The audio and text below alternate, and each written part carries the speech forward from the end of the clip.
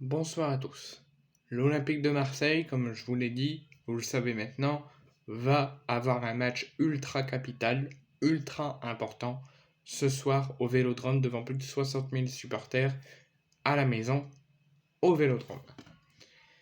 On va faire le point sur ce match décisif, mais plus particulièrement sur la composition probable de Marcelinho. Je vous donnerai moi ma compo si j'étais coach de l'OM, ce que je mettrais. Et ensuite, on fera le point sur la composition du Panathinaikos. Donc l'OM va jouer un match en fusion, va jouer un match chaud et tendu, mais il va jouer gros ce soir au Vélodrome. Les troupes de Marcelinho doivent absolument l'emporter pour être en très bonne voie pour jouer les phases de poule de Ligue des Champions cette saison entre le 15 et le 20 septembre. Voilà ce que devrait préparer Marcelinho après la victoire pleine de confiance au Vélodrome contre Reims en championnat et ce que devrait concocter également le coach du Panathinaikos. Donc côté OM, pour ce duel ô combien capital, ô combien décisif et qui pourrait avoir plein de conséquences, l'Olympique de Marseille devra se séparer de plusieurs joueurs, dont Geoffrey Kondogbia qui a été suspendu au match aller en Grèce, de François-Régis Mouret qui est blessé, il a reçu un coup à la cheville, il n'est pas encore remis face à Reims. Il y aura également Malinowski qui est en instance de départ. Et un quatrième, encore une fois, que je ne me souviens plus. Donc l'OM va devoir se séparer de 4 joueurs, dont Kondogbia pour cette rencontre. Donc voici la compo probable de ce que devrait mettre Marcelinho pour cette rencontre. Il devrait toujours conserver Pau Lopez en tant que numéro 1 dans les buts. On devrait avoir une défense à 4, Reynald Lodi, Samuel Gigot, Leonardo Balerdi et Jonathan Klaus.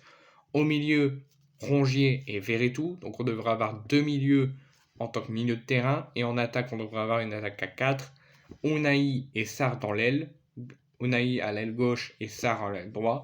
Et on devrait avoir un duo d'attaque à 2, Pierre-Emerick Aubameyang et Vitinha.